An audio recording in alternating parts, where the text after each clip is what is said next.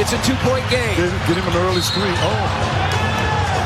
Oh, he fouled him with 2 fouls. They thought they were up 3. He must have thought they were up 3. He fouls him and puts him on the foul line. Martin didn't look at the scoreboard. He must have thought they were up 3.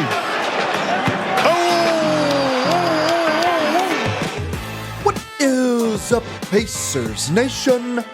You are listening to the Pacers Post Up, brought to you by the brothers of basketball, Brad and Ryan. What a crushing defeat in the Pacers home opener as Tyrese Haliburton gives away the gift of 2 free throws at the end of the game. Call right there from Chris and Quinn in what can only be described as a puzzling start to the beginning of the Pacers season. And it starts at the top. Tyrese Haliburton is the tip of the spear and frankly has not looked like himself. We're breaking that down and more right here on the Pacers Post Up. All right, Pacers fans, we are back for yet another episode of the Pacers Post Up. Ryan and I are coming to you here on what I can only describe as a very typical overreaction Monday.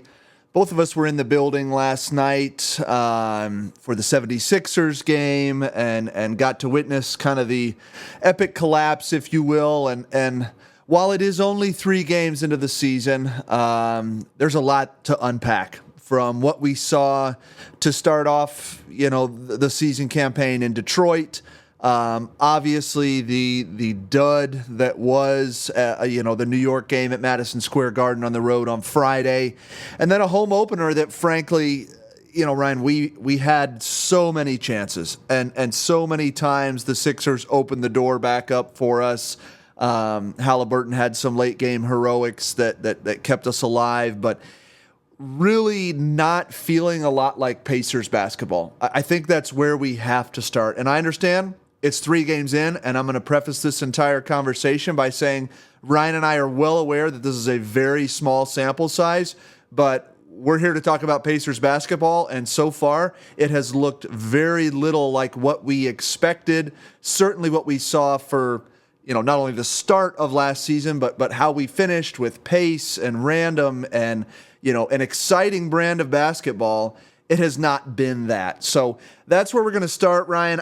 We don't have a ton of framework for how this episode's going to go. Like I said, there's a lot to unpack, but I just want to get your thoughts on where we're at 3 games in and what you saw last night.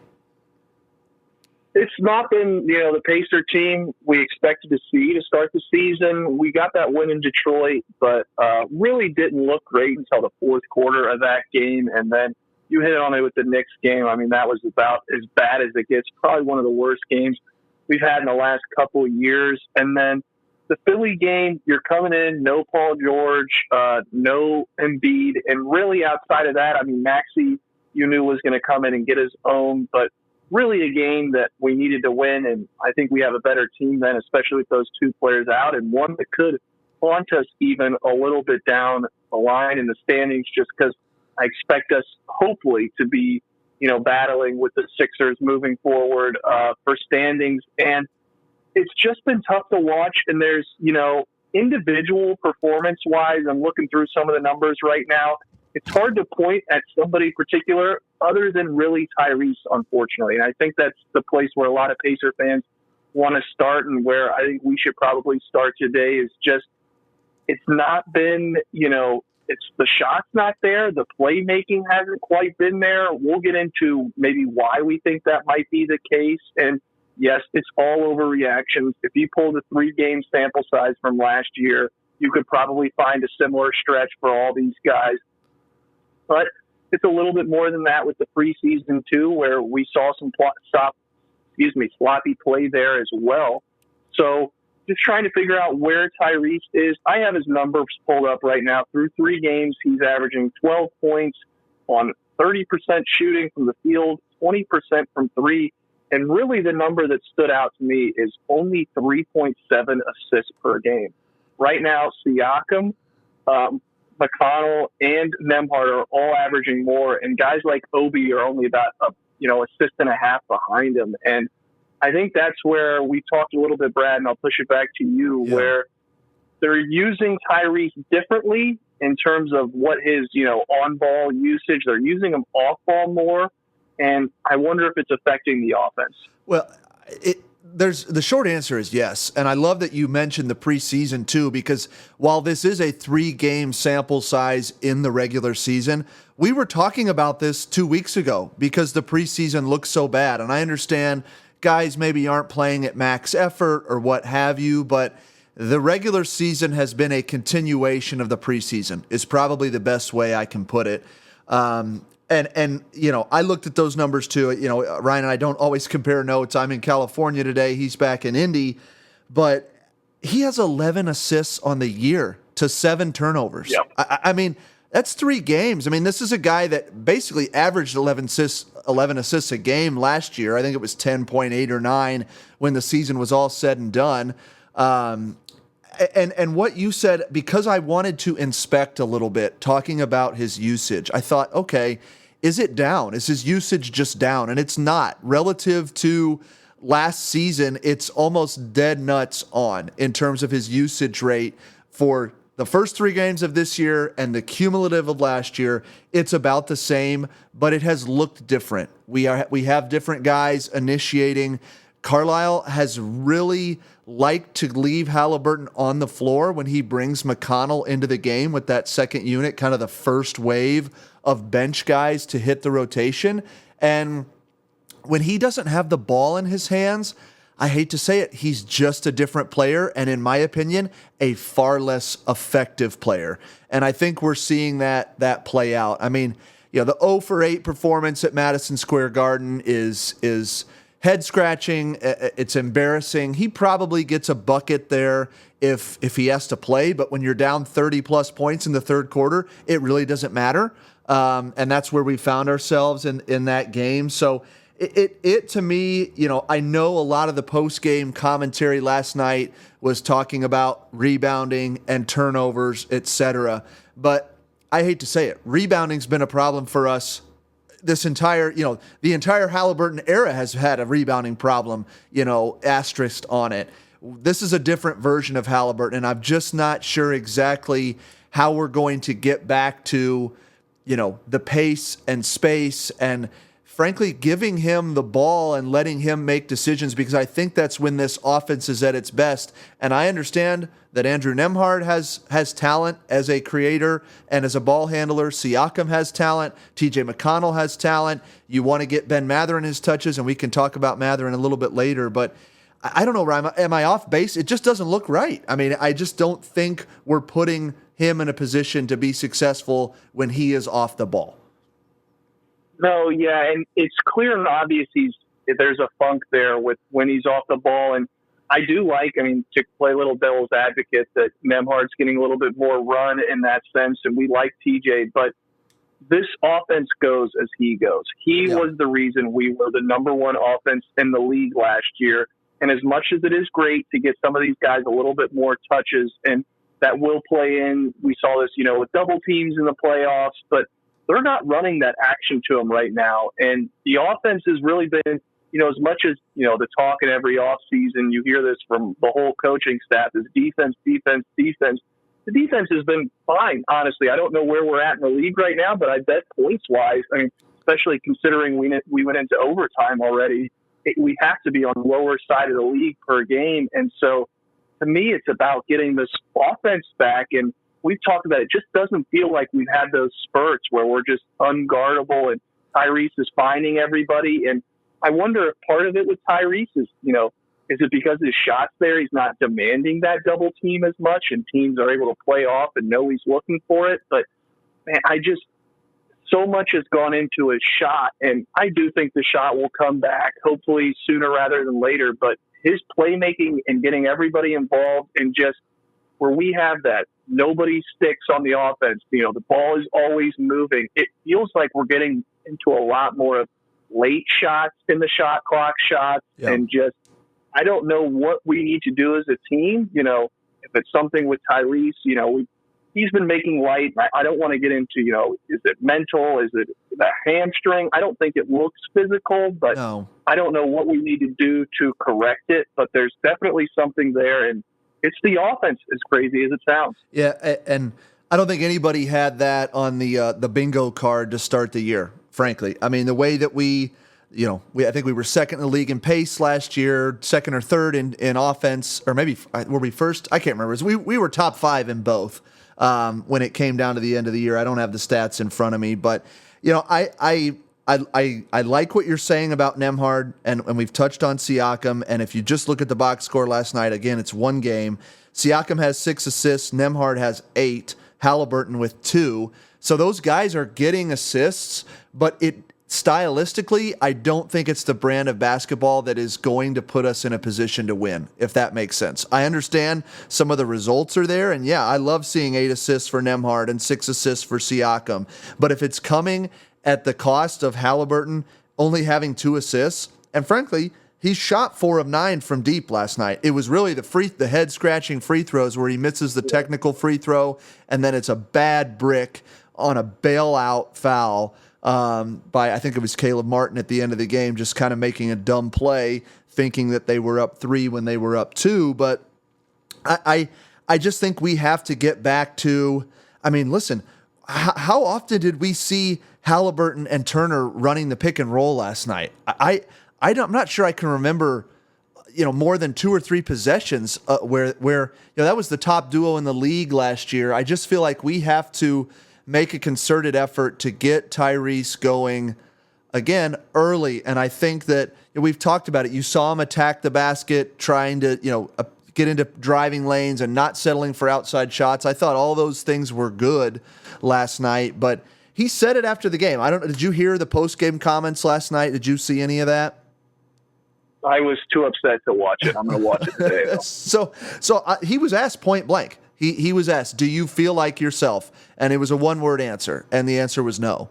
So to me, that's mental, right? I don't think he is suffering from anything physical. A couple of the shots come up short, but that to me isn't really it. He was getting to his spots. I mean, he had the shot fake that dropped Lowry, and he knocks it down. I am really not worried about that as much as I am.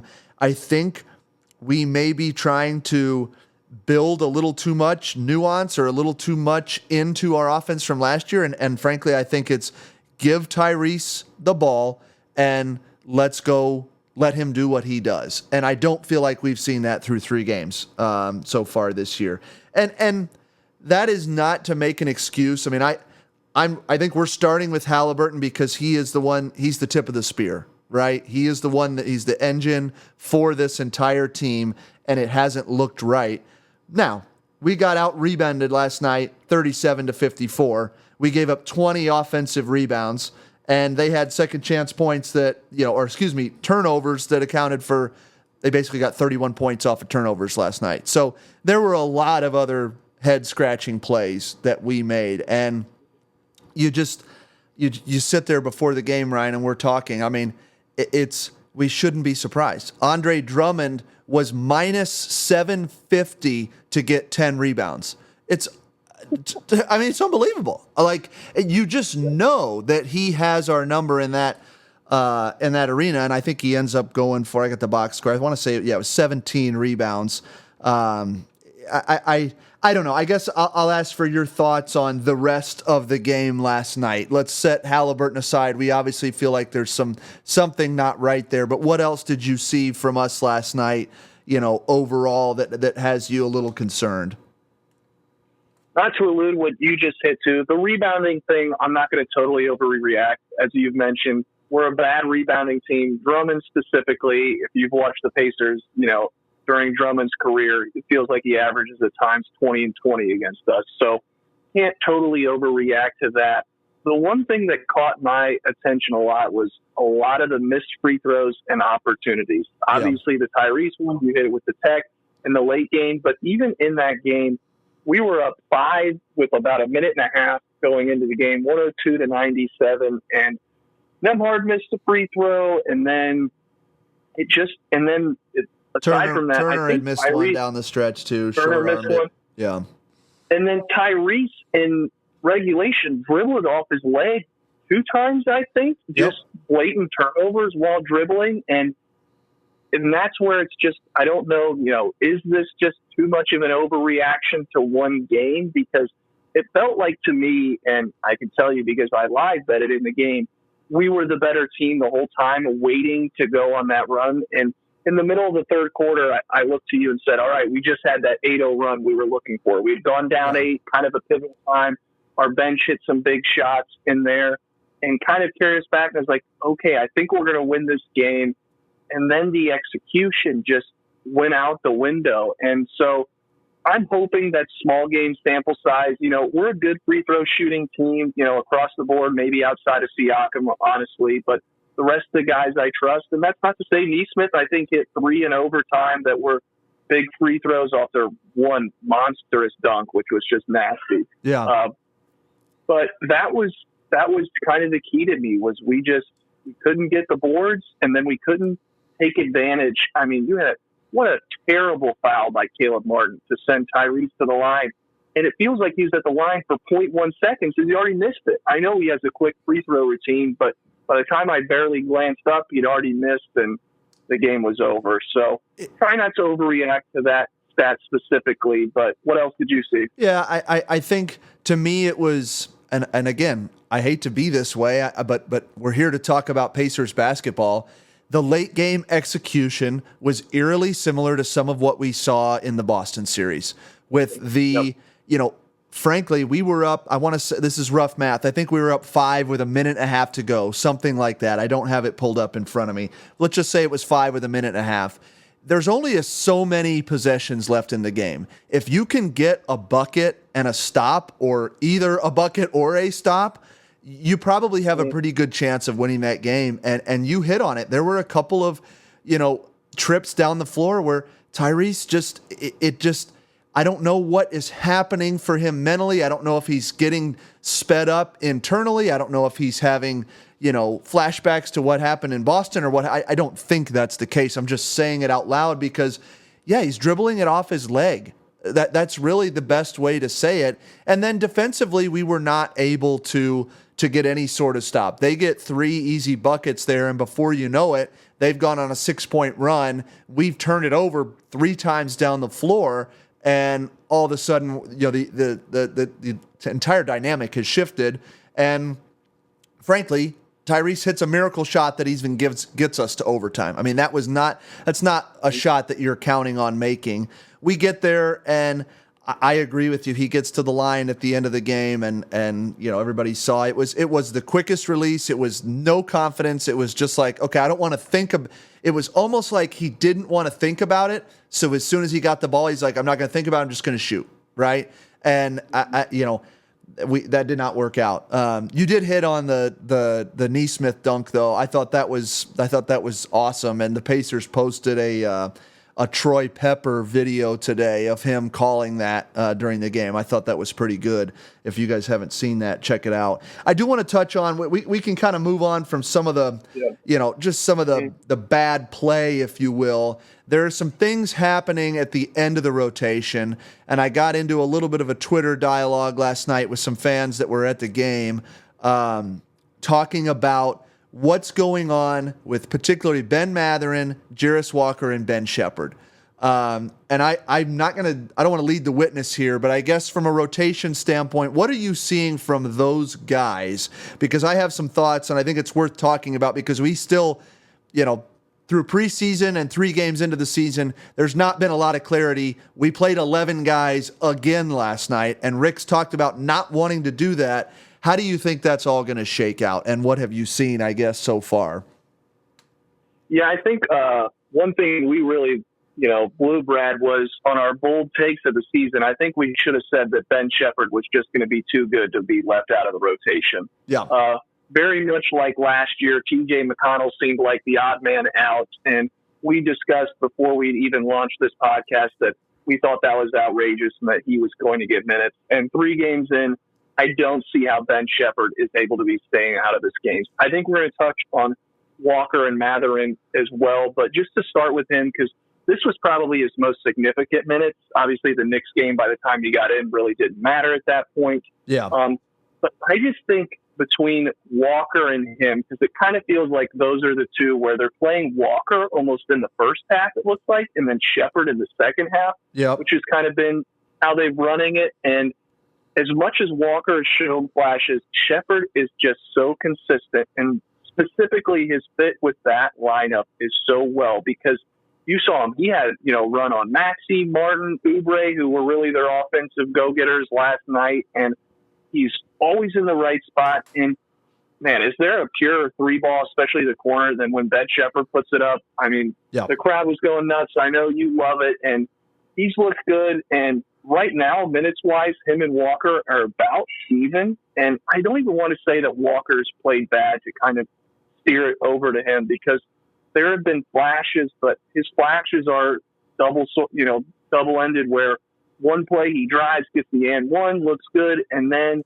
give your opinion to me on, is he a little slow-footed? At times I feel like he can stay with guards, and then other times it feels like one dribble and they're by him. What do you see there? I think the game is still going incredibly fast for him. I feel like his mind and body are thinking and not reacting instinctually, where you look at somebody like Sheppard and he just exudes instinct, right? He just screen navigation, switching, whatever it is, he just seems to be able to make those reads and react, where I feel like Walker is a little bit hesitant, frankly, on both sides of the floor.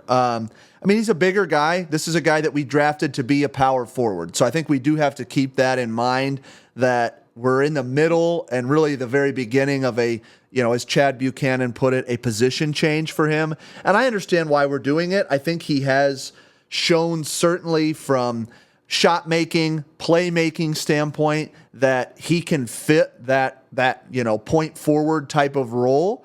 But I'm just not sure the defensive instincts are there. So it's interesting. I mean, I'm with you. I think he's looked certainly more slow-footed than I anticipated he might.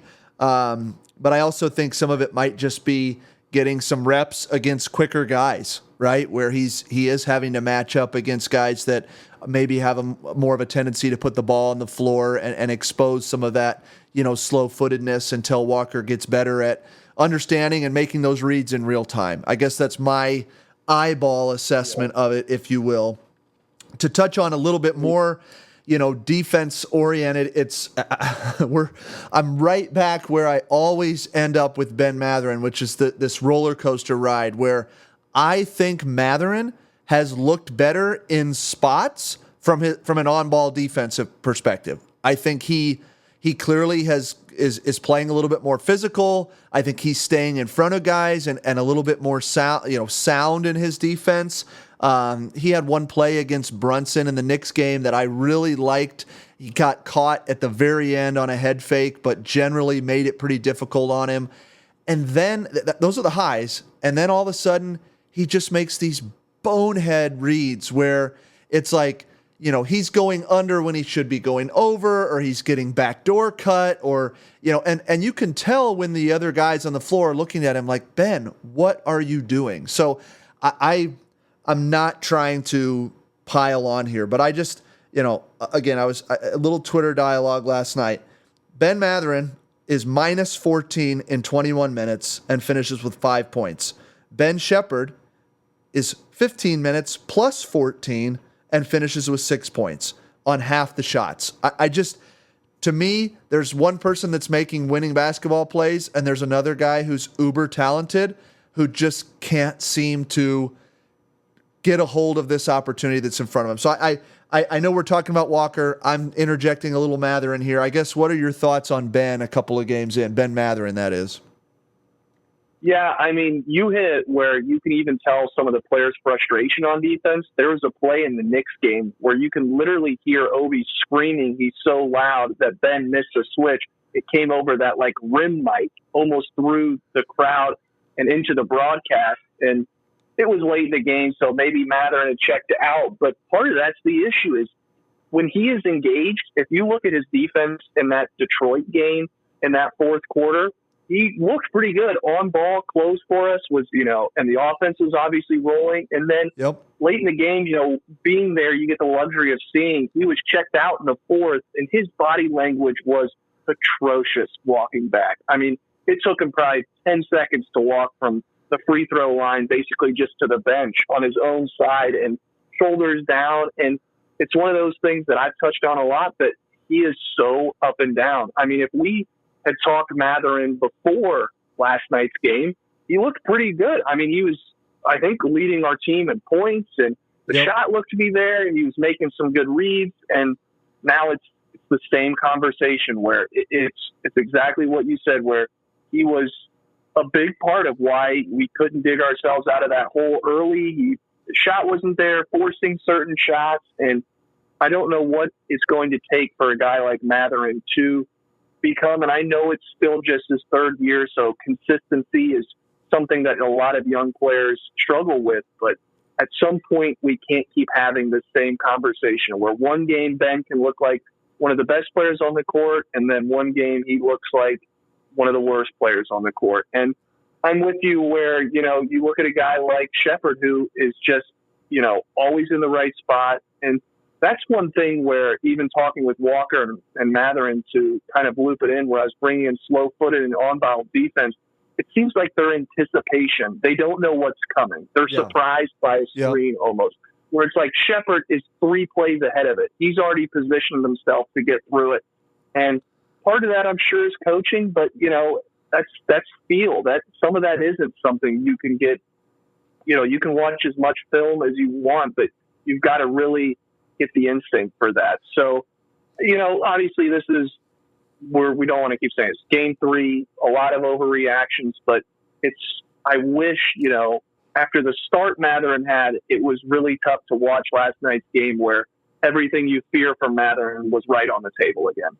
Yeah, it was. And again, it was against an okay roster from Philly. They don't have their 2 best players on the floor. And that's where I just, you know, with a team now that we've paid Haliburton, we've paid Siakam, we've paid Nembhard, you know, Turner's in a contract. We're in a win now mode. And as much as I want to see these guys develop, and I want them to be critical components for this team. We need them to be. I mean, you're talking about 2 top 10 picks. We haven't had 2 top 10 picks in I don't know how many years from a franchise perspective. We need them to be good.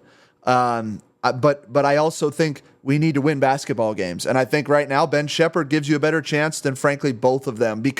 Not because he's going to come in and drop 20, but because he's going to come in and make the right read, play defense, knock down, you know, 40% of his open looks. And I think that, frankly, is more valuable when you're talking about trying to get the ball in Haliburton's hands more, or Siakam's, or Nembhard's, or Turner's.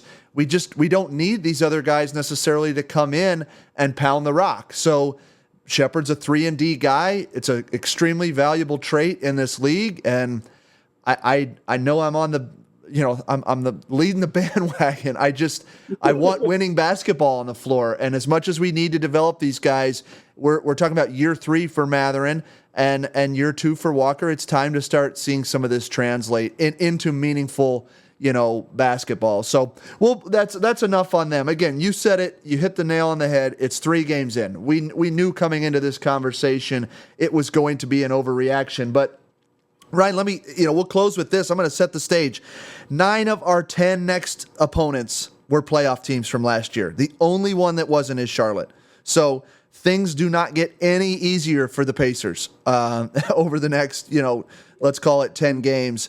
What do we got Orlando tonight on the road, back home for Boston, and then Friday on the road in New Orleans.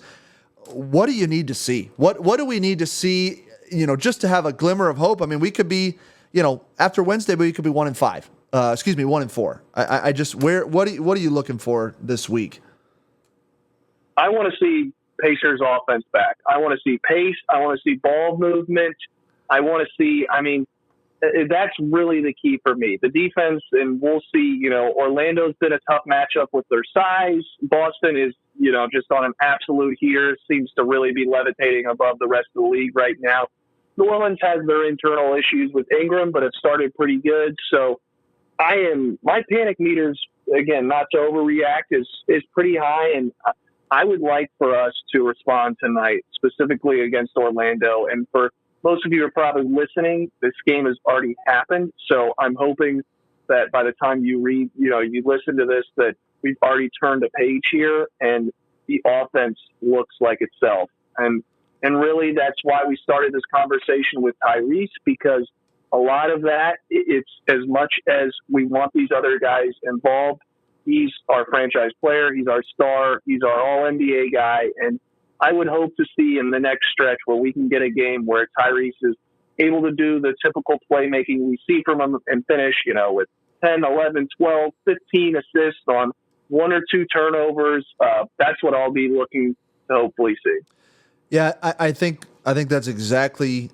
We're on the same page. I'll say that. We need Haliburton to be Haliburton, and we need to see signs of life that, we're going to get some of our pace and space and up and down and transition.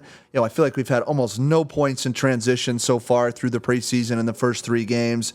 And I'll say this, you got to win one of these next 2. I really feel like 1-4 is a tough spot. If you drop Orlando and Boston, then you're on the road in New Orleans and at Dallas for the next 2 games. And neither of those are easy wins. It's a lot easier to win at home. And unfortunately, we've got Orlando on the road tonight. We gave up the Philly game at home yesterday, and then our only home game this week is to the best team in the league, as you said. They are playing better basketball than just about anybody, and I'm not sure it's close. So, yeah, it'll be interesting to see what happens tonight. Tip off. We're recording this about 30 minutes before the game tips. So, part of that's just my travel schedule here in California. So, I'm sure we'll probably get back on the mic, I would say maybe after the Boston game on Wednesday, and see where we're at. Hopefully, we're talking about another win between one of those 2 games. But there's a lot of head scratching going on, I think, from the fan base and certainly inside that locker room and behind those doors. So anything else, Ryan, before we bring this thing in for a landing? No, the only good part, Brad, about Overreaction podcast is if by the time we get on and we could win the next 2 games, we might be talking a totally different beat. So that's the fun thing about small sample sizes. So hopefully this is just, one of those weird stretches where we're rusty getting out of the season. But I'm looking forward to it, although we'll have to see them prove it. Yeah, I'm right there with you. All right, guys. Well, we appreciate you listening. Go Pacers tonight at Orlando, and we will get back at you here soon.